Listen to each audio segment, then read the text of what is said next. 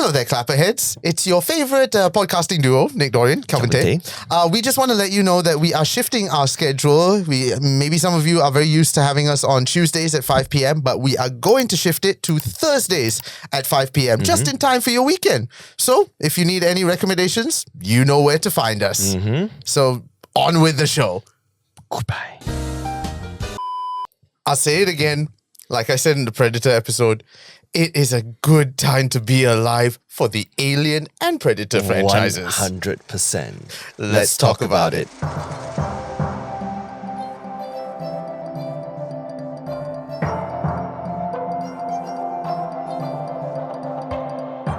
Hello there, Clapperheads, and welcome to a brand new edition of ClapperTalks. I'm Nick Dorian. And I'm Kelvin Tay. And today we are going to be talking about the latest installment in the entire Alien franchise, which is Alien Earth. The first Alien TV series. And I would say they are on to a very, very strong start as well. Yes,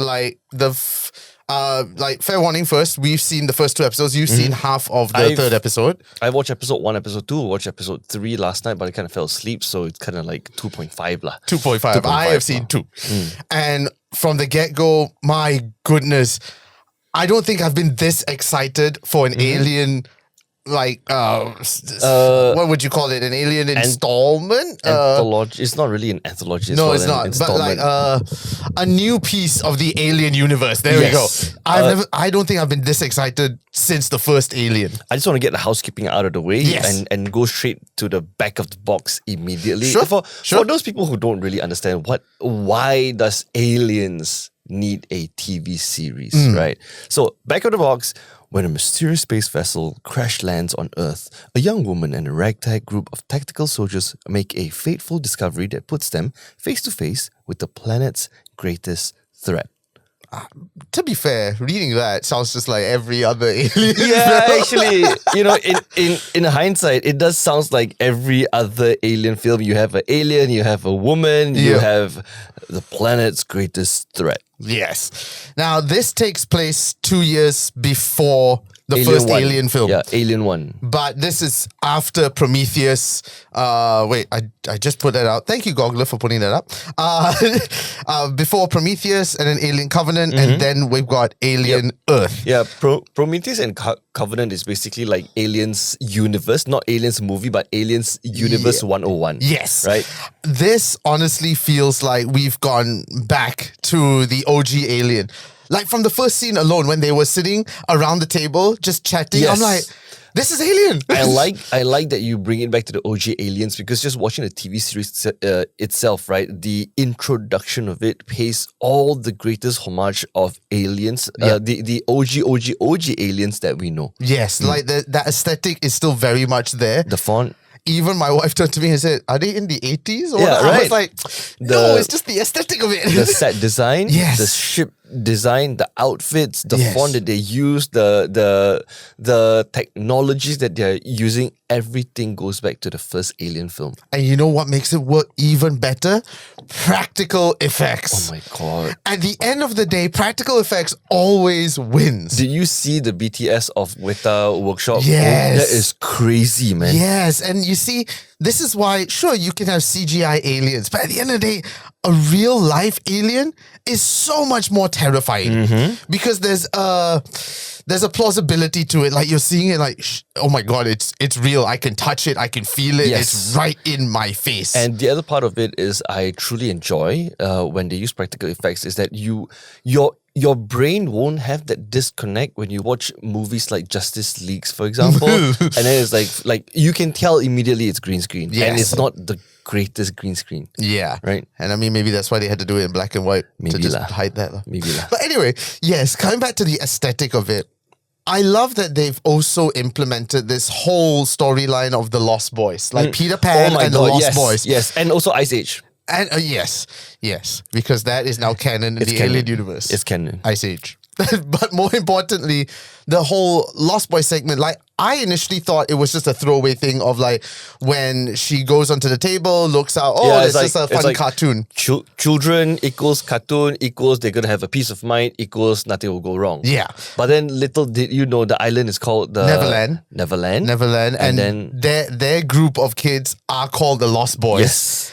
And I want to understand more about it. I'm sure we're going to explain more on why it's called the Lost Boys or whatnot, but I'm guessing they're going to be the ragtag heroes that's going to save the world. Yep. And who is Peter Pan? If it's that scientist Elon Musk type character. Boy Cavalier is his name. He is a trillionaire in the universe. It's the first time we're seeing this corporation. Yeah. Because there's also mentions and also screens of Yutani herself. Wayland Yutani. Yeah. Yutani, yes. But just quickly tapping into Boy Cavalier's actor, he plays that mad, rich, spoiled brat really, really, really well as well. Yes, all the actors, hands down, have done a fantastic job with it. There's so much that even the smallest character, like even right at the beginning, again, we won't spoil it too much for you, but right at the beginning when they're sitting down at the table and all that, even though we only see them for brief moments, you're already like, oh, I want to know more about this character. I want to know more. And that's just from 5 minutes. And that's what a wonderfully crafted script and character work can do. And if you tell me this was something that, like if you to let me watch it without any context, I would assume that this is a movie. But I remember texting you as well. I was like, bro, have you watched Alien Earth? And you're like, no. And I was like, bro, this gives me so much Andor vibes. A lot of people have been making that comparison to Andor, and I understand completely, but I feel it's an injustice to Alien to compare it to Andor. This is in a league of its own, I feel, because this is something that I think, correct me if I'm wrong, fans might have been clamoring before having an actual Alien TV series, and I think they just took their time with it to deliver something of quality. Yep. Because quality over quantity always wins. Yeah, because when you're talking about quality, this will be a 8 episode. Season 1 has only 8 episodes, and so far just episode 2.5 in. Yes. It has been I don't even know the word for it. It's just like if you don't watch it, you might miss out on something great. It's such a joy to watch this series. And like I said, I feel like I've enjoyed this a lot more than I expected to. Same. Again, I think maybe with the whole Alien franchise, I think I have been not cursed, but you know, the thought of Alien versus Predator is always still very fresh in my head. And yes, we got Alien Revenant, right? The previous Revenant, yes, correct. And that did lift it a bit. But then I also thought, can they reach that same bar? Correct. This series has not only reached that bar, but surpassed it. And honestly, I can't wait to see what's going to happen in the rest of the episodes. Yeah. Now, after the break, we're going to slowly touch on the acting side of things because, my goodness, this entire cast is just top notch. So stay tuned. We'll be talking about that right after this.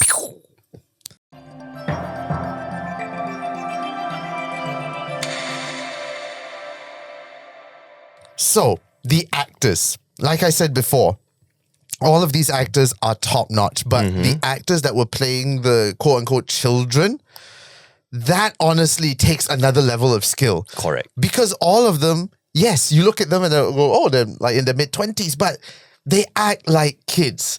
You know that, I think it was episode 2 where, who's the lead actress again? The lead actress would be Sydney Chandler. Who is Carl Chandler's daughter? Who is Carl Chandler? Carl Chandler was a famous 90s heartthrob. Right, okay. He's going to be our new Hal Jordan for Green Lanterns. Ooh, okay. Okay. So this is his daughter. She has picked up her father's chops, definitely. Her emotions when she's just playing that lost synthetic where she is not human, but she's technically human. Yeah. And the way her facial expression portrays that was like next level. But I just want to also tap into 2 characters that we will see briefly, not really briefly, but they have a huge part not really a huge part. So they have some parts in episode 3, which is Jonathan Ajayi and also Adrash Gurav, who plays other lost boys called Slightly and Smee. Ah, yes. In episode 3, I just want to commend the actor's ability to be able to play childlike characters so greatly, because you're just like, bro, you adult, bro. But then you kid, bro. Yeah. Like, what? Like, for me, the moment came, like I said, when Carl Chandler's daughter Sydney was ready to go, okay, let's recruit. We need to go down. We need to protect and find my brother. They all were like, as if kids are, they were all like kids in a kindergarten or like a playground. And I'm like, whoa. It takes skill to not only act like kids, but be kids. Because there's a very fine line. Be convincing. Convincing. Because there's a fine line of going too over the top. Yes, correct. It becomes a caricature. Yep. But they genuinely feel like kids trapped in an adult body. The easier way I can put this is like, if you were to watch that scene specifically with your eyes closed, you would just assume that it's children acting. Yes. Now, another actor that I do want to point out, also because, I see him in a lot of things, which is Timothy Oliphant. Or as Kevin Smith would put it, Olifantastic. Because apparently he's a bit of a diva to work with. Okay. I feel he is wonderfully fit into that particular role. Correct. Like, at first I was like, what's his deal? And then you realize, Cyborg. He also, okay. Another one, there's so many of them. The actor that played that first Cyborg. Is it the Asian one? No. Right at the beginning, when the aliens are attacking the spaceship and he's just in that room. I am protecting myself. He plays the character Morrow. Yes. He is the chief security. Yes. Okay, and his name is Babu Kise. Just like nothing in here. Nothing. But the problem about that nothingness, right, is that he is not full synthetic. He is a new race. Yeah. Called a cyborg. Yes. Right? And it's a very different version as compared to what we saw in Alien Revenant. Yes. Remember that? We felt so sorry for that cyborg. Because in Revenant, right, how I see the comparison here is that the other synthetics in the other Alien film wants to be human. Yes. But this one is like, I am greater than you. Yes. I am not synthetic, nor am I fully human. I am a cyborg, but I want to be full machine. And I have a mission, and I will follow only that mission to deliver the samples. Nothing else is going to get in my way. And I'm like, oh, damn, this is ruthless, but so good. I also want to highlight one character. It's not really an actor, one character, which is the alien that we see in the film. In episode 1 and 2, all I can say is, in the previous Alien films, you know that they're dangerous creatures, right? You know that they're dangerous creatures. But the one portrayed in this one specifically, when there's actually so many other humans to massacre, it's just, you see the full potential of a adolescent alien. Yes. And again, I hate to say it, practical effects works. Yep. But one more. I go one more. So much good about this series, guys. I'm just going to say one word and I want to see his reaction. Is eyeball alien. Oh God, the eyeball alien was so creepy. That one I was like, chalat, wait, that one cannot, wait. You know what was worse than the eyeball alien? The parasite. That crawling bug. And then you see the blood just, oh God. Like, there's so much. It's so simple, but it works. Yes. And the thing is also, it's that suspense that Alien is famous for, which I am so glad they've kept it. Like I wrote here, look in the background. Because there are many moments that you just look. And there'll be like one alien just running across. Or that parasite just crawling on the wall. I'm like, that is how you do it. And it's always off frame. Yes. And it's always blurred. But you see that creepy crawly, or like there's like a slight hint of like a tail or things like that. And you're like, oh shit. And you're like, what is going to happen next? So I feel like, who is the showrunner for this? Can you just double check? Who created the series? Noah Hawley. Noah Hawley, yes. Noah Hawley is also known for... Actually, I have no idea. That name does sound familiar. I feel like I have seen some of his work before. This is just not much mentions here. Okay, I got Yes, it. okay. Known for Fargo. Fargo, that's it. That's it, yes. Fargo, Legion, Alien Earth, Lucy in the Sky. So, like, he has a very good track record. And I honestly think, let him direct more Alien stuff. Yep. Let him direct more of this series. I feel like the whole Alien franchise is in very good hands with Noah.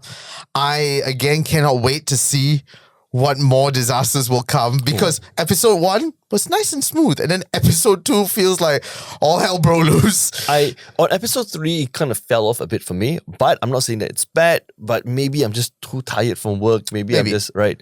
Because I have to admit, this is a series that you need to sit down and watch. Don't distract yourself. Be fully immersed into it. And also, if you're wondering, I haven't really watched the Alien films. Don't matter. Doesn't matter. This you just need to have a concept of what aliens are. Yeah. Right? And come on, if you're watching this, you probably know what an alien is. Yeah. If you haven't watched things like Covenant, Prometheus, Aliens 1, 2, 3, 4, 5, 6, 7, 8, 9, 10, it doesn't matter. No, I feel this is a good launching pad for anybody that wants to get into the Alien franchise. Start with this. This is a great starting point, which will encourage you to hopefully see the others. And the fact that it comes before the Alien films, which makes it so much greater. It's so much greater. Should you go and watch Prometheus and Alien Covenant? I mean, if you want. But, for me, I'm the type of person who loves world building, which is also why I love things like Star Wars, Warhammer, etc. Yeah. So Prometheus and Covenant was a really great stepping stone, or like great to extra class towards the Alien franchise. So you know how it technically all started. Yeah. But when it comes to Alien Earth, wow, best. Good. Right? Go watch it. That's all you can say. That's all I can say. Yeah. Clapper meter, where would you put it? Right now, in episode 2.5, I would give it a solid 8.